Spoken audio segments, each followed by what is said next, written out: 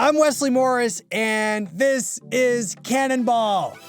I don't know how you decide which television shows to watch, but for some reason, Subway ads, like actual ads that you see in the subway, they have actually had a giant influence on me. They are definitely the reason I started watching The Bear 3 years ago, because I was basically seduced by a great poster.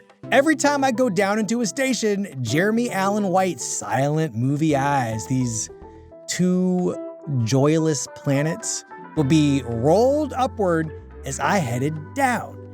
That original poster was just a marvel to me.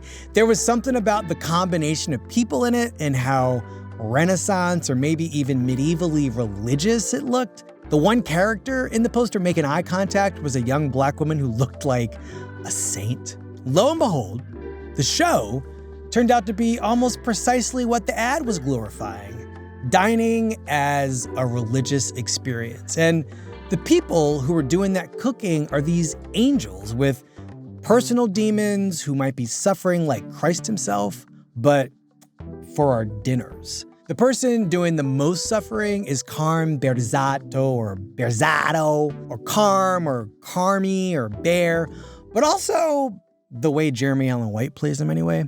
Asshole. Get the fuck off! Thank you!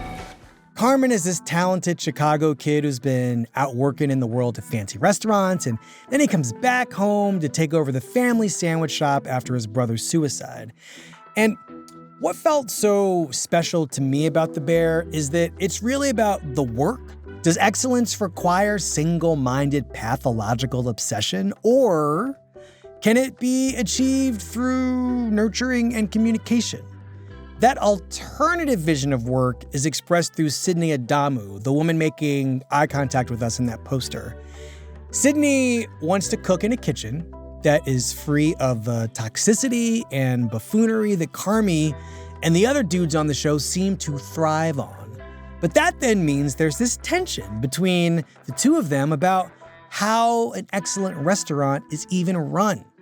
And now, after 4 seasons of this show, the new season came out about a couple of weeks ago, that tension has become evident in the show itself. The Bear has become a fancy place, not unlike the restaurants Carmy was trained in. I mean, I'm torn. More than once when I've struggled with what this show was arguing, I've actually thought about Samin Nosrat. She's the co-host of the podcast Home Cooking and the author of Salt, Fat, Acid, Heat, a cookbook that for lots and lots of people has been essential to how we understand what we're doing when we cook for ourselves. But Samin has also cooked in some of the great American restaurants, namely Chez Panisse in Berkeley. And using her book, you also better understand what chefs are doing when they're cooking for us.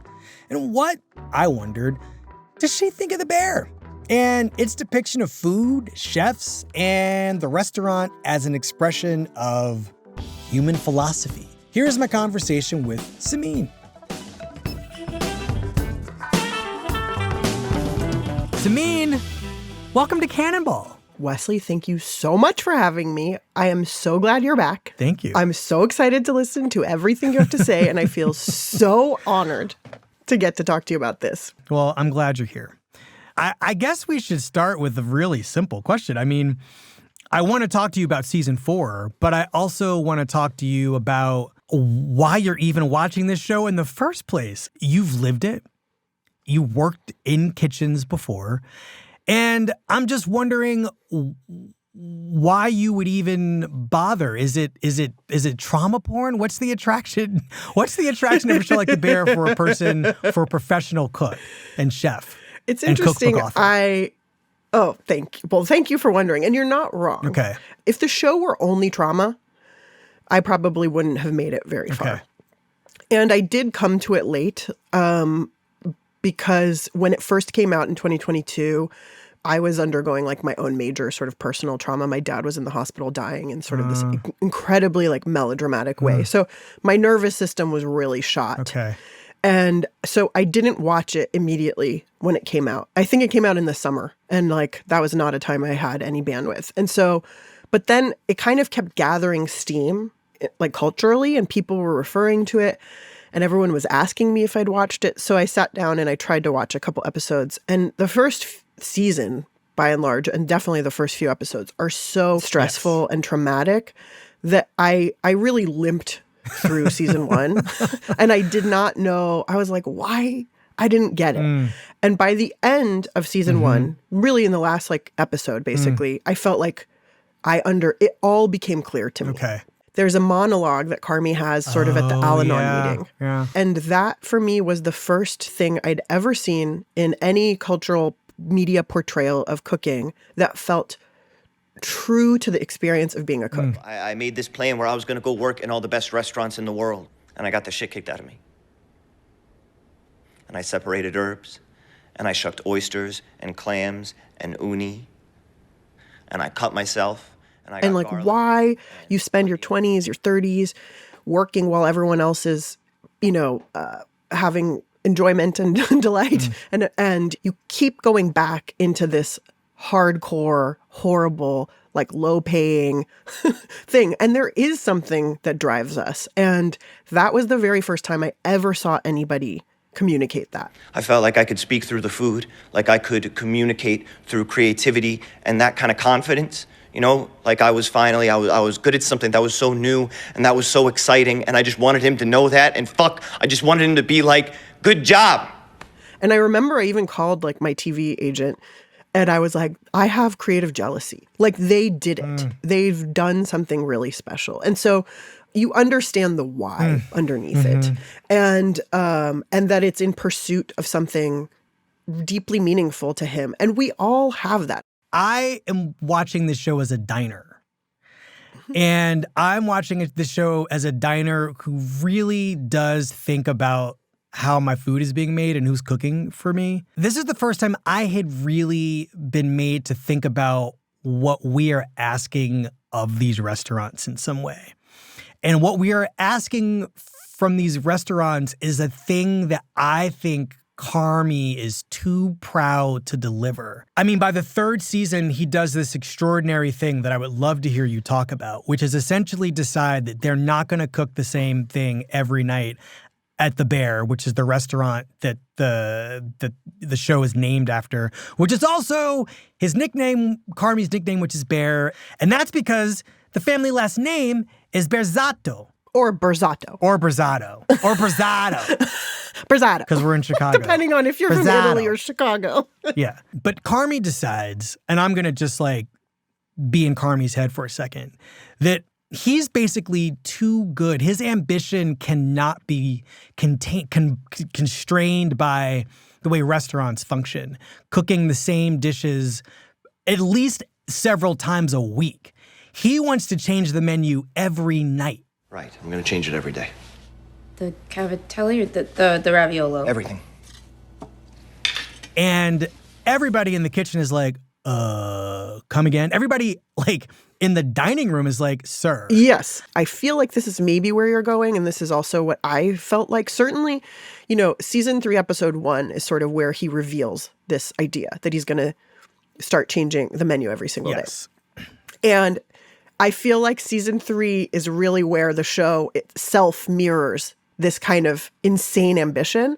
Like, and this, it was sort of like season 1 was this sort of teaching us, about this world and the chaos. And sort of by the end, we're all on this team and, oh my God, they found all the money in the tomato can, tomato jars. And like, you're like all amped up. Season 2 is this beautiful sort of journey of learning for so many of these characters, and you get the backstories of these people, and you really start to love them, and you're really rooting for them, and they're building this restaurant. Are they ever going to do it? And so I came to season 3 like, yeah, let's see what they're doing. I'm so excited for them. And then season 3 starts. And I kind of remember watching season 3, episode 1, and almost just being like, I'm done. This show, I can't watch it anymore. They went the wrong direction. It just going more toward fine dining. He's trying to be Rene Redzepi and have a Noma and have a top 50 restaurant in the world, whatever. He wants the Michelin star. He wants the Michelin star. Like, yeah, I just was like, you guys made a U-turn. Like, this was not where we were headed. Yeah, interesting. You had a vocal rejection of that culture as you were building this restaurant. And then something happened and broke inside of you, and now you've decided to go for the very thing that you acknowledged was toxic and destructive. You're talking about both Carmy and the show. And both of them are doing Yes, it, right? yes, Because yes. also the show in season 2 wins all these awards. And so you can feel it as a viewer. It's like they're like getting more and more ambitious. And then I think there were some changes that happened. I think one of the women who had been really sort of really close collaborator of Chris Storer's, the creator, the showrunner, and the writer and director of many of the episodes, I think she left after season 2. And so in a way, I almost felt that because the show kind of became more sort of masculine in its goals and in its manifestation. And so that was sort of what turned me off a little bit. They were building this thing that felt transgressive and felt in opposition to sort of, and very vocally, it wasn't even implicit, it was explicit. Like, we are going to create something that exists in response to the thing that I come from and this like toxic world, right? Yeah, talk more about the transgression. I mean, having this ragtag, like really the ragtag crew and the sort of... Marcus, who becomes the pastry chef. All these people are just like in the kitchen functioning, barely functioning as line cooks. And they all, like season 2, you get to have this incredible experience of them learning. My 2 favorite episodes in season 2 are when Marcus goes to Copenhagen and just like sees the world. And then my other very favorite episode, probably to date, is Forks, where Richie goes and stages at Ever at the very fancy restaurant. And staging is basically you're an intern at a restaurant. You do not get paid. You're there to learn. You're some working for skills. free to learn. Chef, are we done with the forks? Yeah, chef. Almost, chef. Let me ask you, every star shine fucking forks his whole first fucking day? First week. So he's there for a week. And Richie, is this sort of... wild caveman crazy person, right? Yeah. Fuck you, cousin. And a moron, a mook. I mean, but there's so much more to him. And this performance is incredible. Like, it's one of the great performances, as it turns out, that TV has been given in the last 20 years. We should just say that Eben Moss-Bachrach is playing Richie, and one of the things that makes the performance so good is there are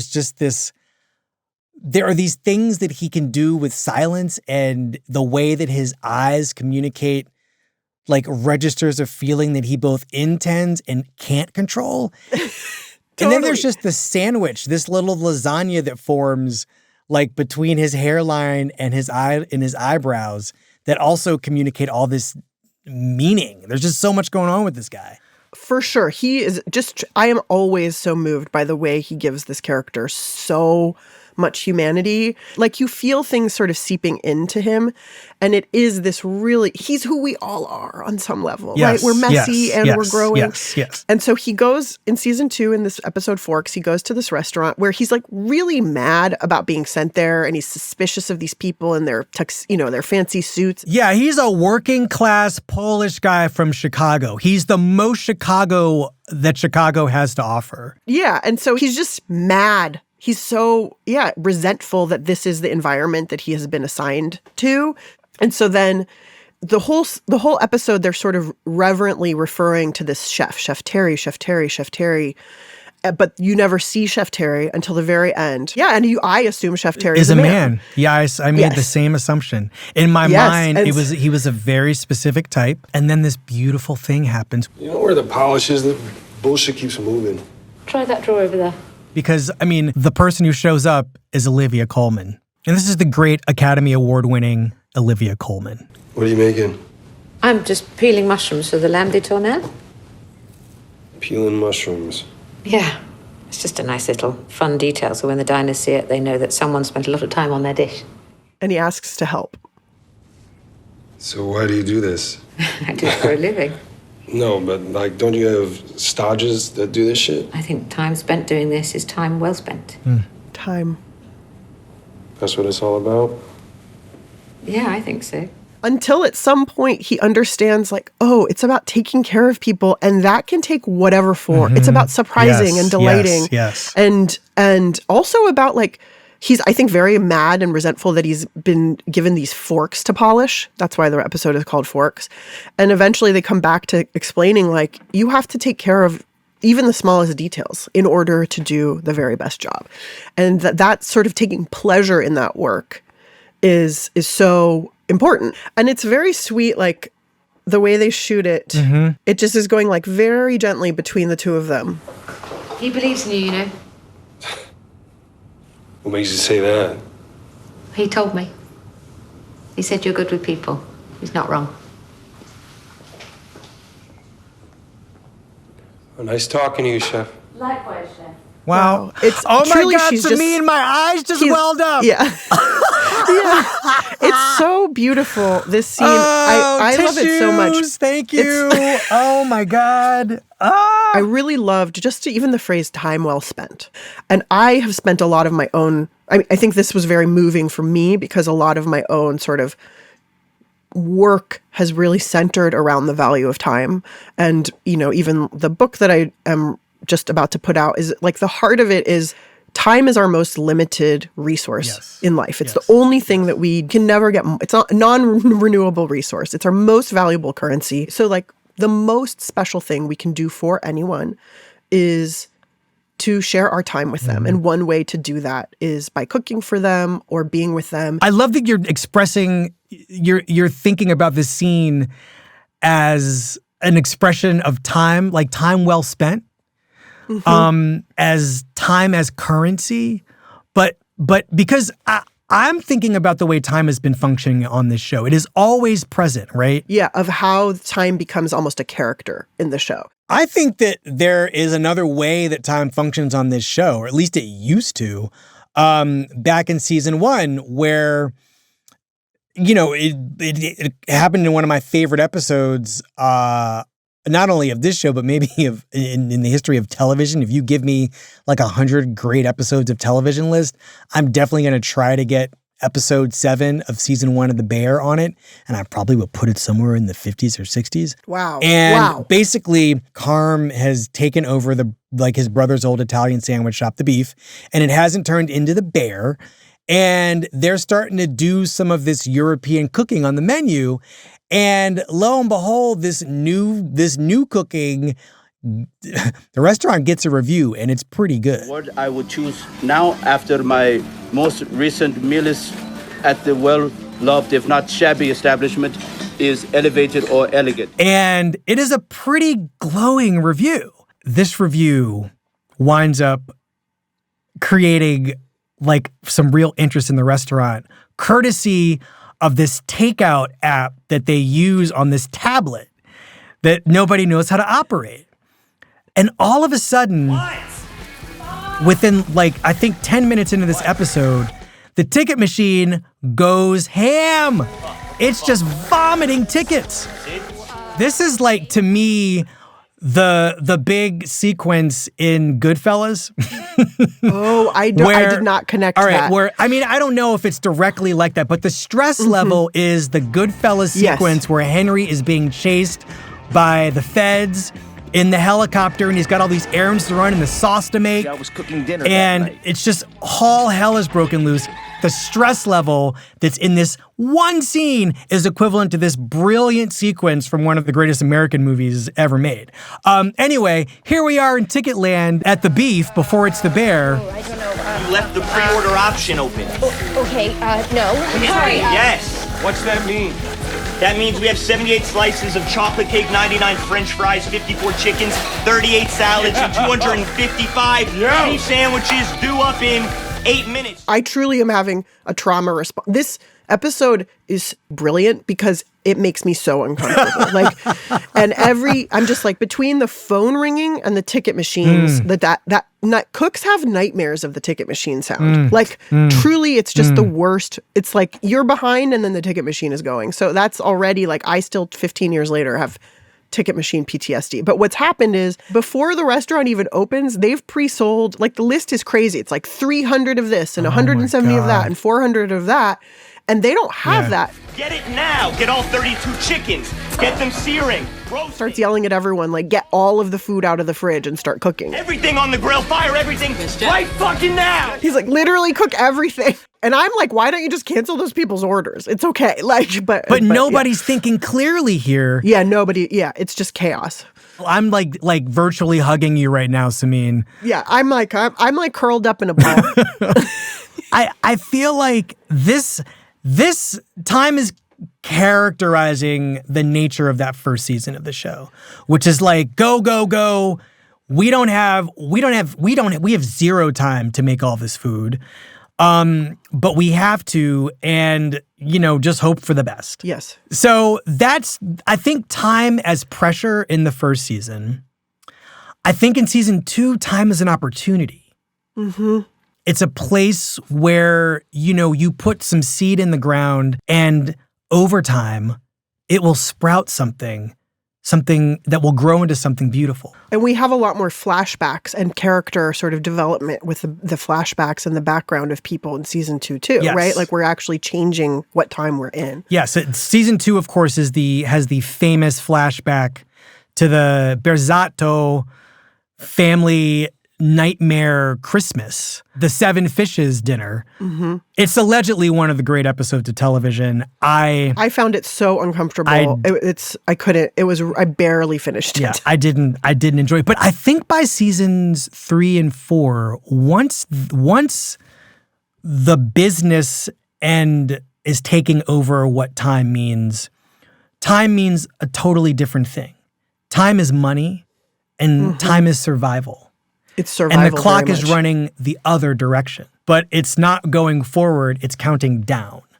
Yes. The thing that's saving this restaurant, is the beef. The not fancy sandwich. We got to talk about this. Yeah. Right? We got to talk about this because I think the thing that maybe bummed you out about the first 2 seasons, the show had taken this turn and it's valorizing a particular kind of cooking, right? Mm-hmm. Which is the sort of European trained model that operates at in a chef's tasting, which means you're spending $150, $200, $500 some places. I mean, the Bear is $175 for their before the wine pairing. Mm-hmm. But in the back of the restaurant, during lunch hours, you can get an Italian beef.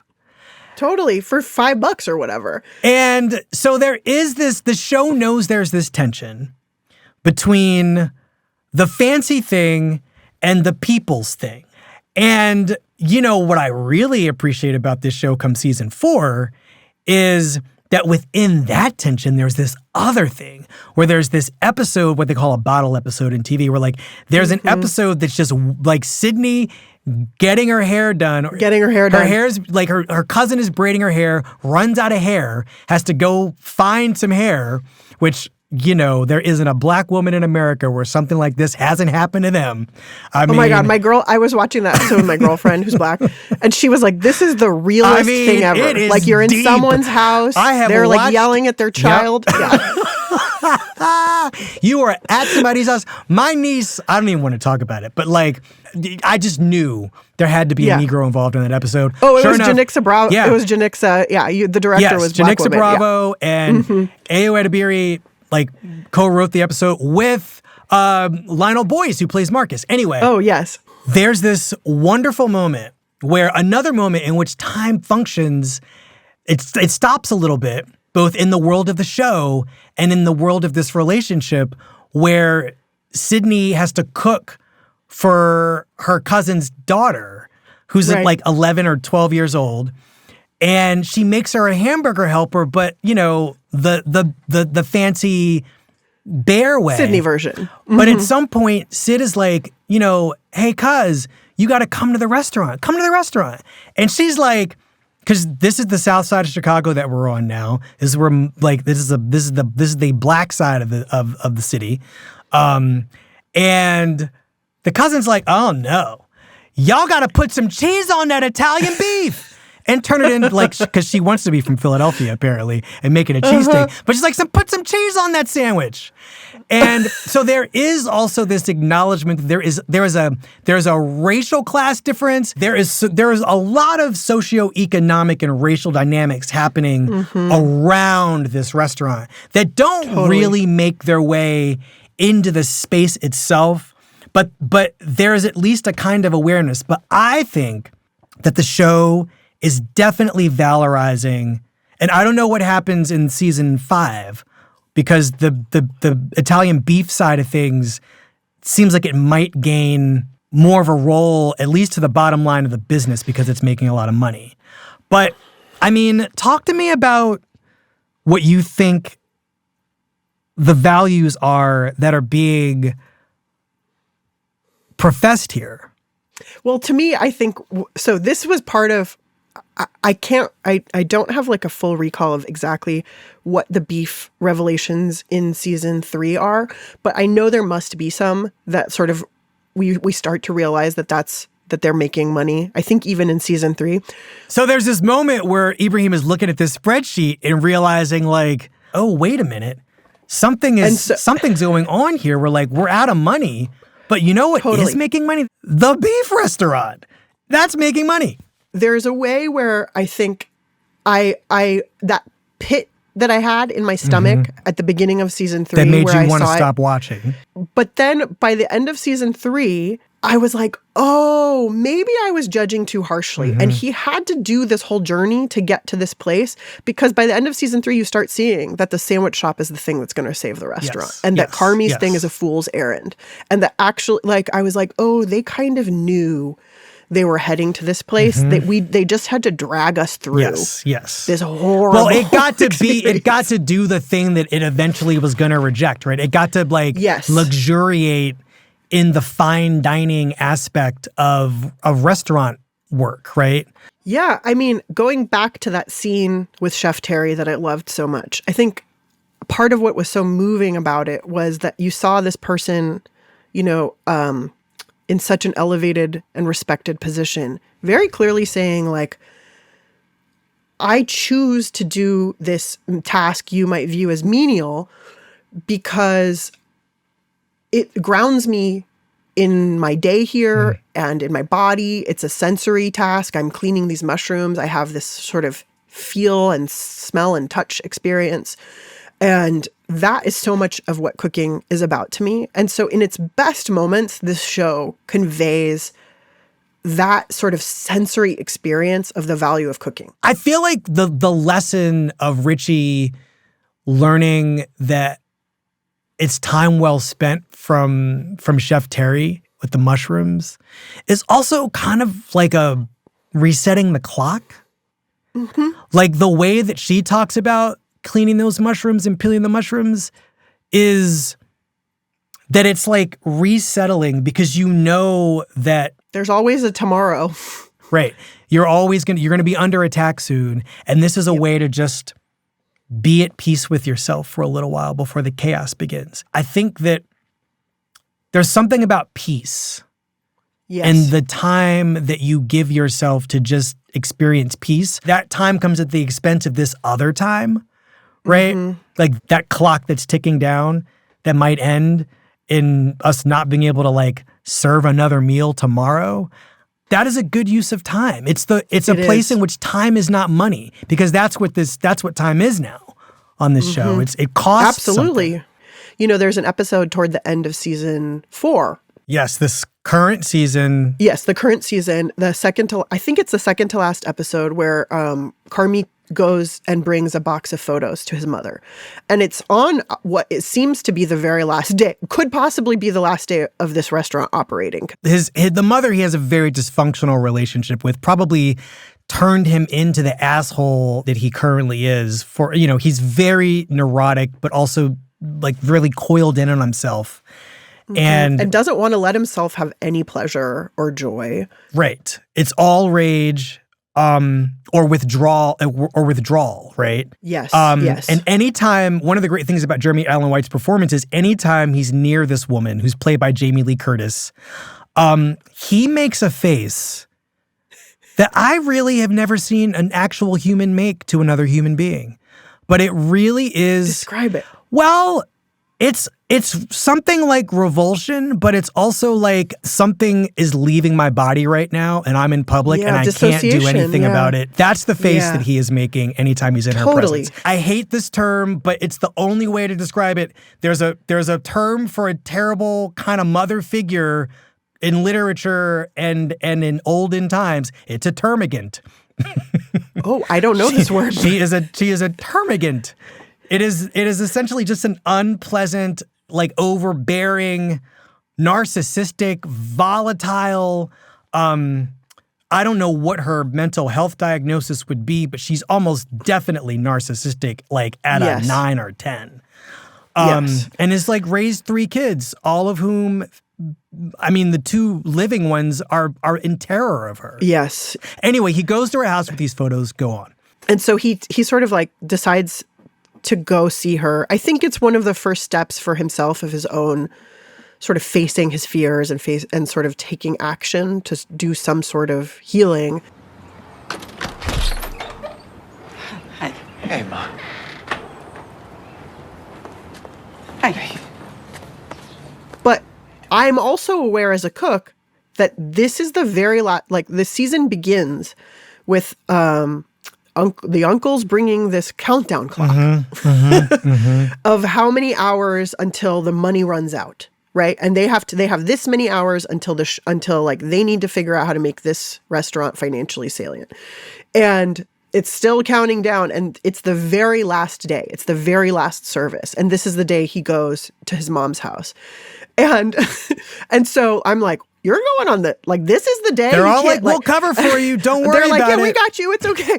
And so he goes, and they have kind of this like pretty healthy interaction. She apologizes. And then she starts kind of like having like a blood sugar low. And he says, I'm going to cook you something. I'm going to make you lunch. You hungry? Yeah. Yeah? I'm gonna make you something to eat. Classic narcissism, right? Like, totally. I just said all the most difficult things I could possibly say to you after decades of saying nothing, never apologizing for all the drinking and all the rages. And, oh, by the way, I'm feeling very faint. My blood sugar's suddenly so low. Haven't had a drink in a year, and this Coca-Cola I don't know why I'm making her a Southern Belle. This woman is hardcore Chicago. She plants the seed, and he sort of takes the bait, and he's like, I'm going to make you something. And so in my mind, he's like going to make her a piece of cheese toast and go back to work. And then, I'm like, he must know in the back of his head, they're waiting for him at the restaurant. Like they need him. And so then he goes into the kitchen and I think she says, oh, I have this chicken. And so he takes the chicken out and he starts boning it out in the very way that Thomas Keller we watch him learn Laundry how to tie up a chicken. Taught him how to like take out the wishbone and like truss this chicken. And so it's sort of this like visual reference back to season 3 and he goes and does this like act of love. And in my mind, I'm thinking, this chicken is cold. You have to let it come to room temperature. Then it's going to take at least 60 minutes to roast. I learned that from you, by the way. Yeah. Let that chicken come to room temp. Yeah. And I'm just like, you have to go back to work. This is not a small, this is not a small gift of time that you're giving her. And you know this. I like your explanation of this. Keep going. Yeah. And so then, and then it cut to like he's serving her a plate of chicken. But I know in my mind that it's been minimum 90 minutes. Like, and that would be the fastest possible version of this. We're like at 2:30 in the afternoon, basically. Yeah. And now he's going to sit down and watch her eat this. And what I think, he glazed that chicken up. I know. I mean, it wasn't sauce. It had a demi-glace. I mean, whew, he cooked for her. It's beautiful. And I think also, has she said that she's never eaten something he's cooked? I think this is the first meal he's ever made for her. Yeah, I think so too. And that also honestly like really felt very personal to me because many of the people in my family don't really understand what it is that I do. And because like I come from an immigrant family, there's a lot of like focus on, the way, we just want to have what we've always been eating our whole lives. Yes. We're not interested in your like newfangled whatever. So there are many people like in my family who've never eaten something that I've prepared. And So that also like really sort of sat with me, that this act of him making her something and her accepting it and him very consciously giving this time to her on this very time crunch, stressful day is worth so much. And this is one of the most stress-prone human characters I've ever watched. Yes, in it's anything, a book, a movie, television show, seem very relaxed eventually, like to be able to suddenly have control, right? This is probably the first time in the relationship that he's been able to demonstrate both competence. Yeah, it's true. To be an adult child to this woman and to have control over even just this little situation and over his life in some way. She's given him the ability to understand the power of his food somehow in this new way. And that, to me, is very much in tension with this other stated goal, you know, of Carmi wanting to get a star or fulfill his ego or cook these very, very fancy dishes that are for only a certain very small segment of the population. And this promise that had been made so early in the show that we are, we are subversive cooks, right? We're subverting the narrative of like fine dining with the things that we're making. And we're just this like, ragtag crew of whoever are going to make the best possible things in this like beef restaurant, sandwich restaurant. Like that was really interesting and like full of heart. And I loved that. And that was what kept me there. So to see us veer so far from that was really upsetting. And I think once I gave them a shot, they ultimately showed me like, oh, we actually see that too. We just need to go on this journey and like waste some of our own time and some of yours. And then we get to season 4 now where like time is really like we're all under a crunch together. In a way, the viewer, we're all having sort of a return to that ticket machine trauma, right? Like because we just are sitting here facing this countdown clock the whole season wondering what's going to happen, are we going to make it? And I do think like that feeling that pressure feels very human. It feels very related to, my experience on this planet. And even right now, like I'm constantly sort of pelted with like the value of my time in a day and the value of my own sort of like what that costs me to give you my time and my attention. And so I try to give a little bit more of a critical view to the way that I spend my own time. Like I try to really think more carefully about, I guess maybe it's actually having like a little more self-respect as I get older or like valuing my own self a little bit more and being like, oh, my choosing to go to this party, my choosing to watch this show, my choosing to spend, this hour outside with my neighbors and having tea, like these are all, there's value in that. There's value in my time. And there's like an inherent gift that I'm giving you or that I'm receiving from you when I'm getting or giving time. And so I do think that there is something that the people who make this show are thinking about along the same lines. And it's interesting to just see that sort of being constantly turned on its head and worked out on different scales. Yeah. I feel like I don't know where this show is going to go. I don't know if the punchline is going to wind up being they're going to wind up the circle of time is going to close on itself. Yeah. And the show maybe kind of almost as a moral exercise begins where it started. I mean, I hope it gets to, and where it started. Because I really don't need another season of this show. Maybe one more. Me neither. I hoped it was, I kind of was like, because the last episode of season 4 is called The Goodbye. I was like, oh, it's over, thank God. Like, I don't have to do any more of this. Listen, FX is like, no. Samin, we did it. We got to the bottom of the bear. Or we did. I should say the bear probably got to the bottom of us. But I'm also glad you came to talk to me. I really appreciate it. Me too. Such a delight. All right. Talk to you soon. Hey, you just watched a whole episode of Cannonball. Just subscribe and come back next week.